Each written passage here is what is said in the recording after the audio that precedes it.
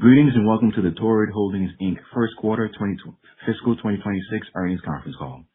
At this time, all participants are in a listen-only mode. A question-and-answer session will follow the formal presentation. If anyone should require operator assistance, please press *0 on your telephone keypad. As a reminder, this conference is being recorded. It is now my pleasure to introduce your host, Chinwe Ebelu. Thank you. You may begin. Good afternoon, everyone, and thank you for joining Torrid's call today to discuss our financial results for the first quarter of fiscal 2026, which we released this afternoon and can be found on our website at investors.torrid.com. With me on the call today are Lisa Harper, Chief Executive Officer of Torrid, Ashley Wheeler, our Chief Commercial Officer, and Paula Dempsey, the Chief Financial Officer.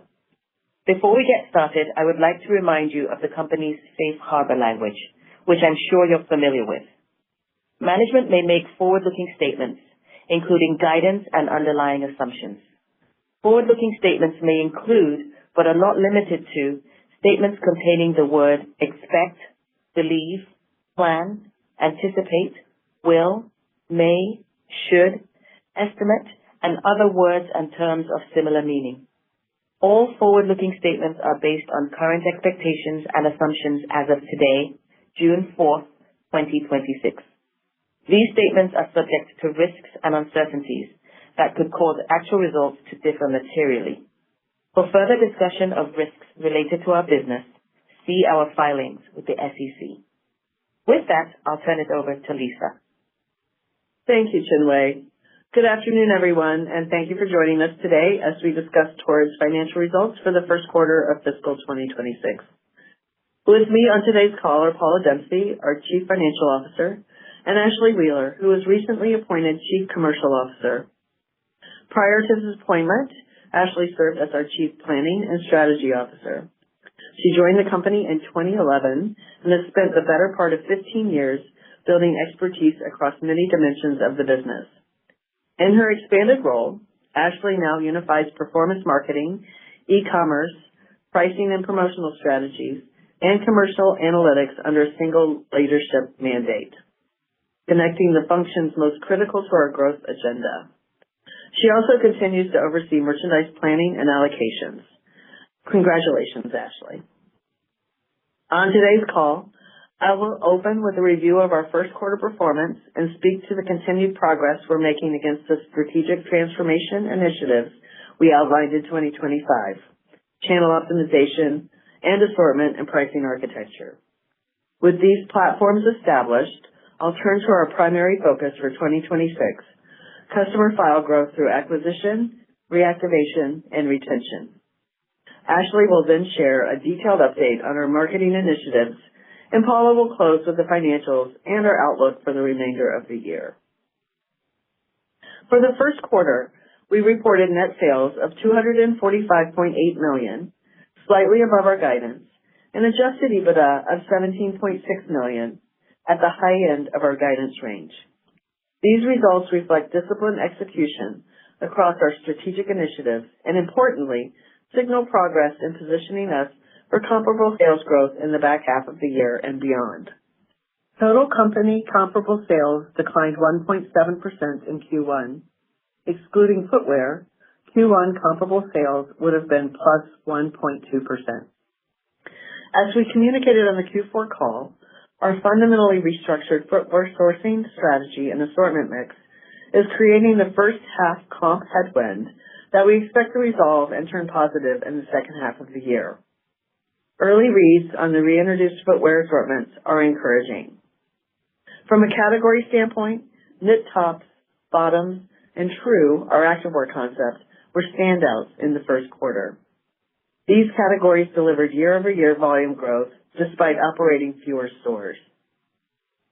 This success reflects the broader product work we've done to sharpen our assortment and better serve our customer. Shifting to our portfolio of sub-brands, they're off to a good start in the new fiscal year, with the first quarter growth of 75% over last year. We continue to plan sub-brand growth at approximately 60% for the full year, reaching roughly $110 million, up from $70 million in 2025, and expanding from approximately 7% of total net sales to 12%. We entered 2026 with our sub-brand platform established and built to scale. Q1 is validation that our data-informed approach to chasing winners and refining our assortment mix is working.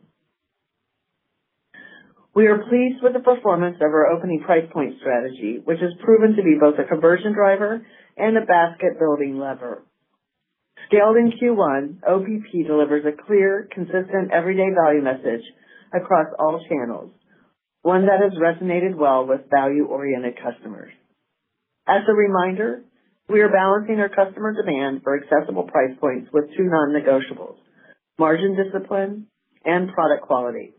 Maintaining our quality standards while delivering accessible value remains imperative.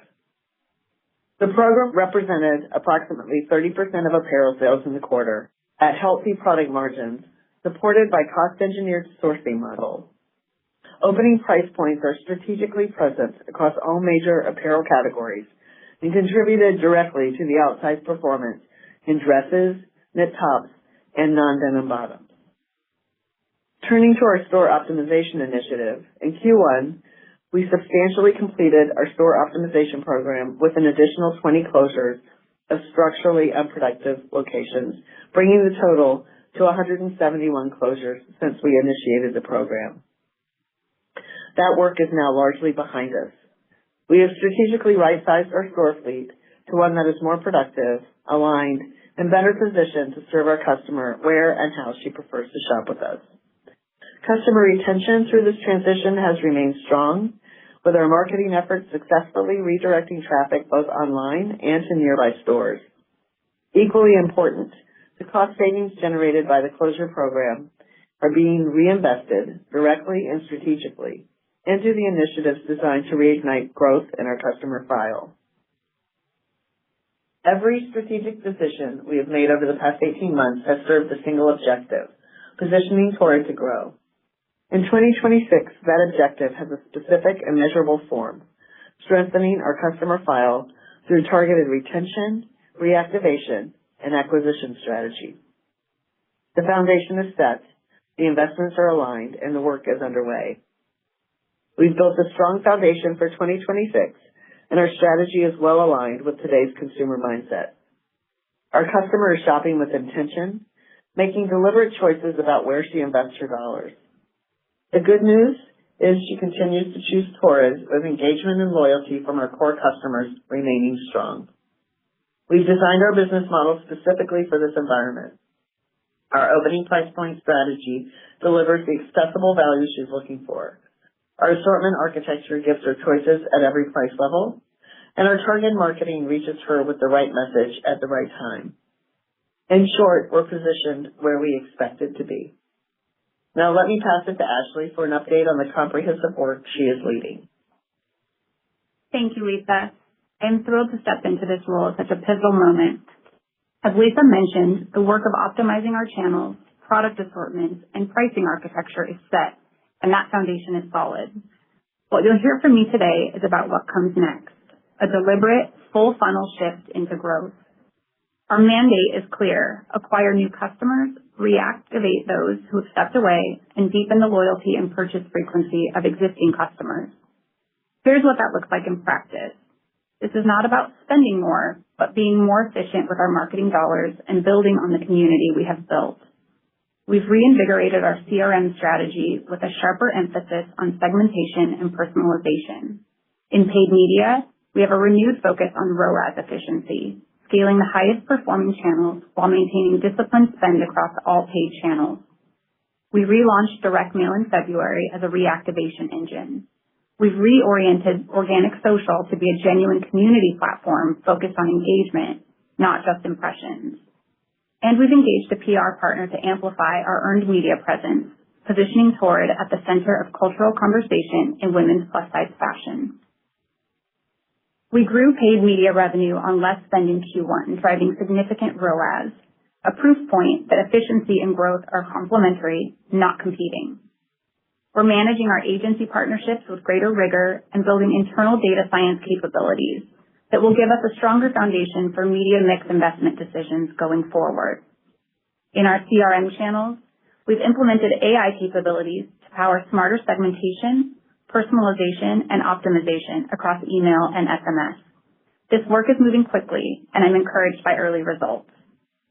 Direct mail, relaunched in February and programmed throughout the year, is proving to be a productive reactivation and retention lever, and an essential touch point for our most loyal customers. We've seen a substantive incremental lift in retained and reactivated customers attributable to direct mail. Beyond the numbers, it gives us a powerful vehicle to reintroduce Torrid to lapsed audiences, to show them how our product assortment has evolved and introduce our sub-brands. We will continue to scale this channel deliberately and productively throughout the year. We are working systematically through the marketing funnel, optimizing for efficiency, deploying capital where it drives positive ROAS, and making every investment accountable to file growth and customer lifetime value. There is meaningful work still ahead, but the early indicators give me confidence in our strategies. Beyond the discipline of traditional marketing metrics, there is something equally important and perhaps more defining, which makes Torrid unique. It is the depth of connection this brand has with its community. With a loyalty program that captures over 90% of our customer base and a product advantage that goes far beyond fit, it changes the way she feels about herself. To scale that connection, we are relaunching an expanded, reconceived casting call in July, not as a seasonal campaign, but as a year-round platform purpose-built to drive acquisition, reactivation, and retention. Casting call is more than a model search. It is a mechanism for identifying and elevating customer brand ambassadors. In 2024, casting call drove 10,000 new customers, reactivated over 14,000, and produced a 9 percentage point increase in unaided brand awareness. This year, we're thinking bigger.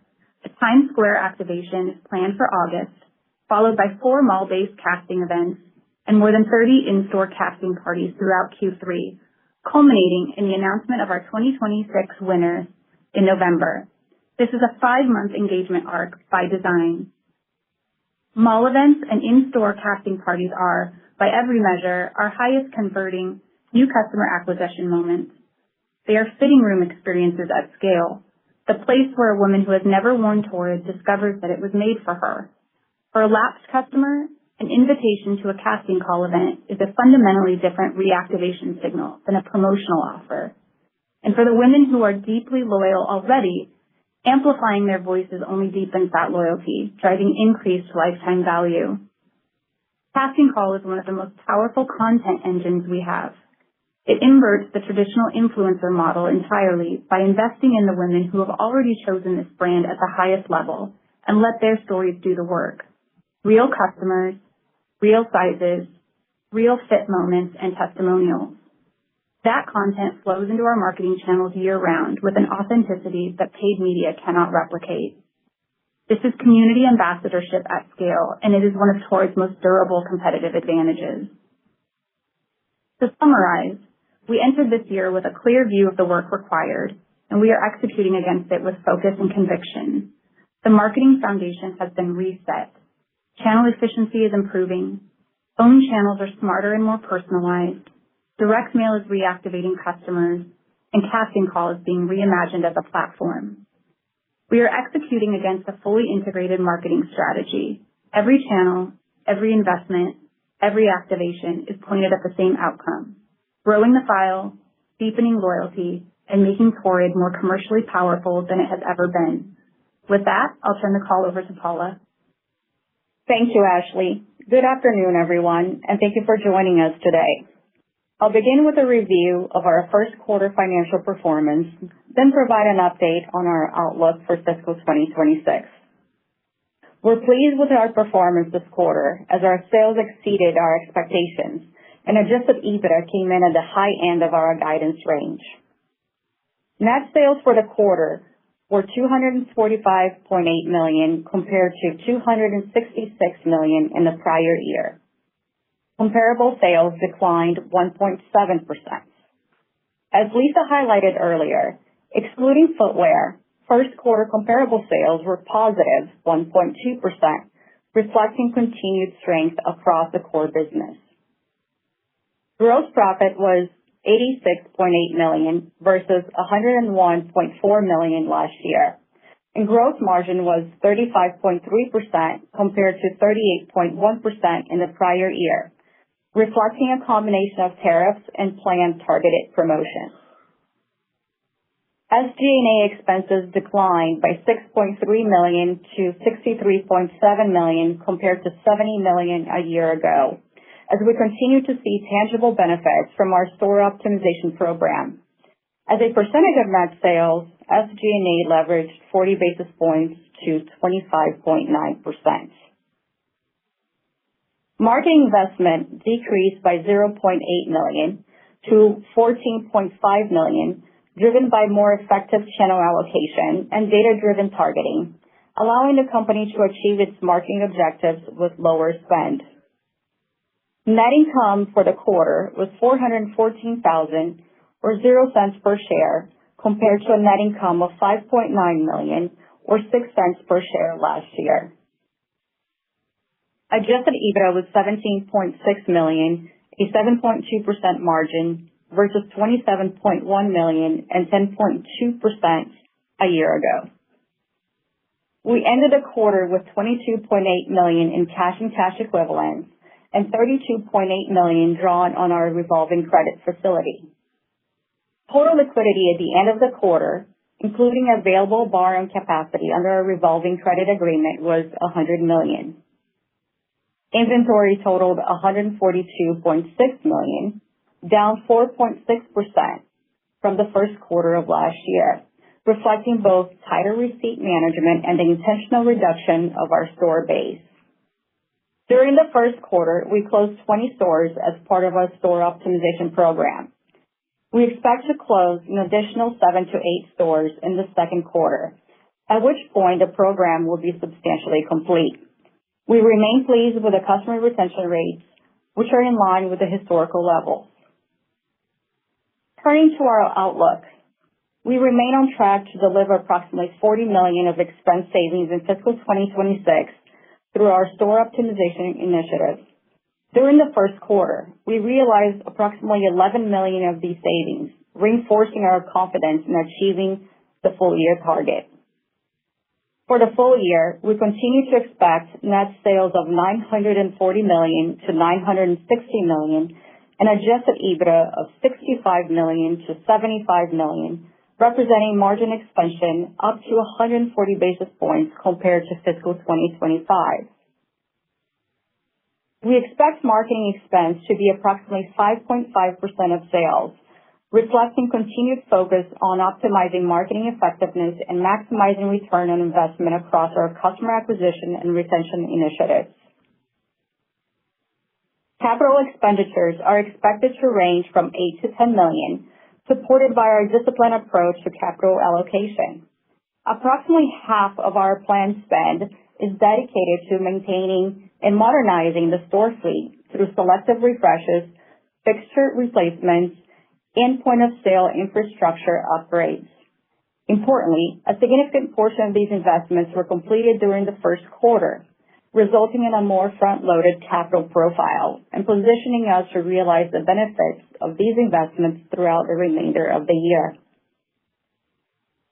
For the second quarter, we expect sales of $232 million to $240 million and adjusted EBITDA of $12 million to $16 million. Our outlook also contemplates continued investment in marketing at levels more consistent with the first quarter spending, supporting customer file growth initiatives, including the return of casting call this summer. Looking to the back half of the year, we anticipate improved performance supported by 3 key growth drivers: continued momentum in our customer growth initiatives, progress in our opening price point strategy to drive conversion and value perception, and the return of our footwear program to full strength, which has historically enhanced attachment rates and overall customer spend. Turning to tariffs, as of May, we have received an initial portion of the tariff refund due to us, with an additional recoveries expected as the claims process progresses. We have filed for the first phase of refunds with an expected recovery in the range of $9 to $11 million. A second phase of refunds is forthcoming. The submission portals are not yet open, but we anticipate an additional $1.5 to $2.5 million for that tranche. Neither phase of tariff refunds is contemplated in our current guidance, and we will provide updates as those processes advance. In terms of our guidance, for the first half of the year, we contemplated tariffs at the current rate of 10%, and for the second half, our assumption steps up to 15%, reflecting the possibility of further escalation later in the summer. It is worth noting that should tariffs remain at 10% for the full year, that outcome would provide an offset against potential freight-related headwinds. As we close out the first quarter, we're encouraged by the early progress of our strategic initiatives, including store optimization, merchandising enhancements, expanded opening price points to enhance our customer value, growth in our sub-brands, and customer growth initiatives, which are beginning to drive improved operating performance. While the consumer environment remains dynamic, we remain focused on disciplined execution, growing and engaging our customer file, enhancing our value proposition, and expanding profitability. We believe these initiatives will continue to support our performance and drive long-term value creation for our shareholders. Now we will open the call to answer your questions. Operator? Thank you. We will now be conducting a question and answer session. If you would like to ask a question, please press star 1 on your telephone keypad. A confirmation tone will indicate your line is in the question queue. You may press star 2 to remove yourself from the queue. For participants using speaker equipment, it may be necessary to pick up the handset before pressing the star keys. One moment please while we poll for questions.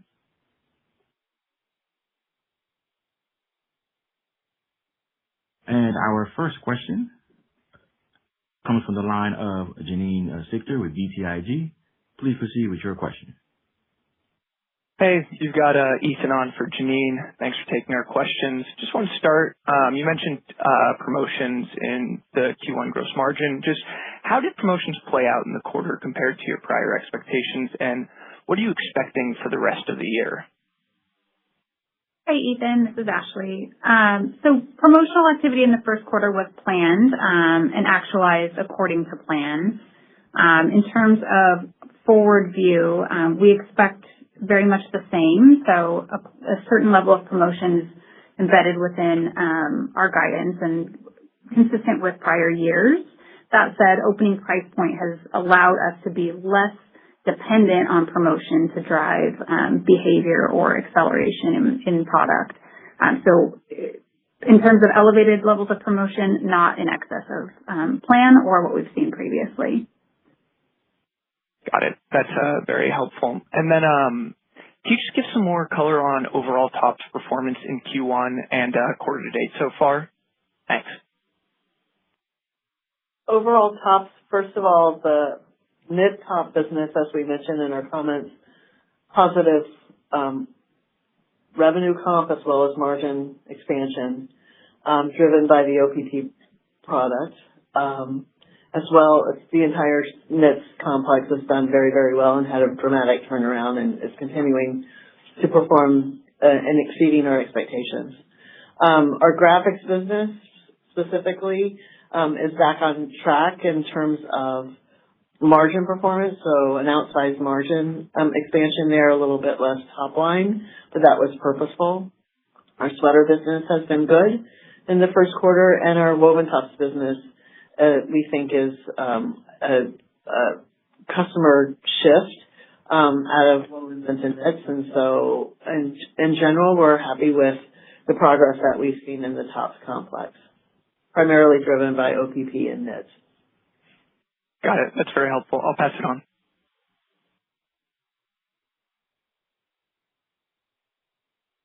Thank you. And we have reached the end of the question and answer session. And therefore, I do see one question. question is, we have one question from the line of Brooke Roach with Goldman Sachs. Please proceed with your question. Good afternoon. This is Mintason for Brooke Roach. Thank you for taking our question.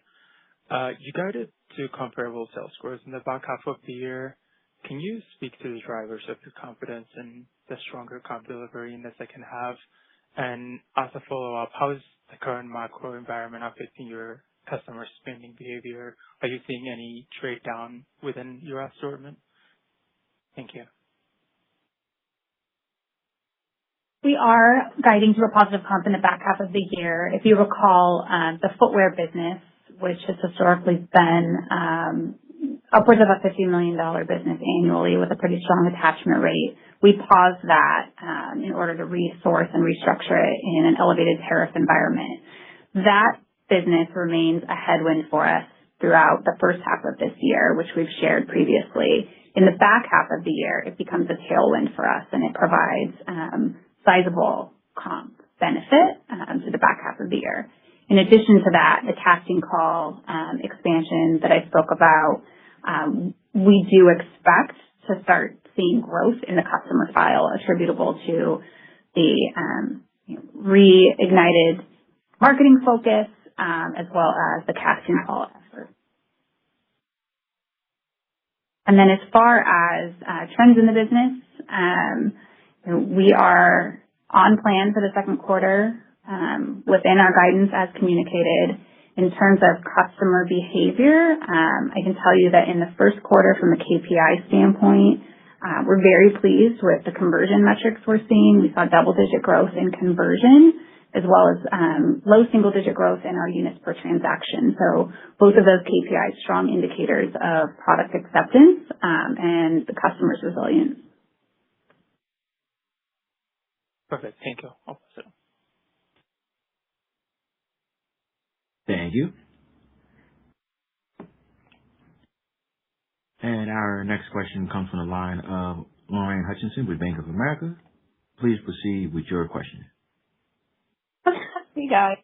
Marion from Lorraine. I was wondering a little bit if you could talk about what you're seeing in terms of freight pressure and the impact to margins. Thanks.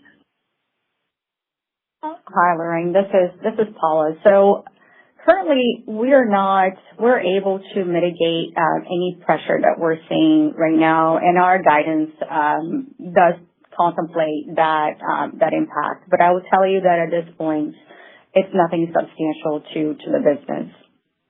It's also worth noting that from a sourcing base, we're 70% DDP, so we have fully negotiated costs for 70% of our goods for the balance of the year.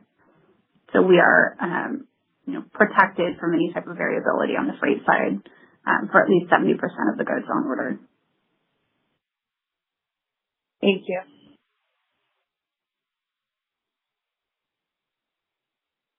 Thank you.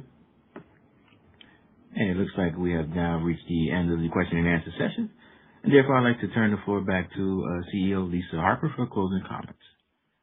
Thanks so much for joining us today. We look forward to sharing the second quarter results at our next call.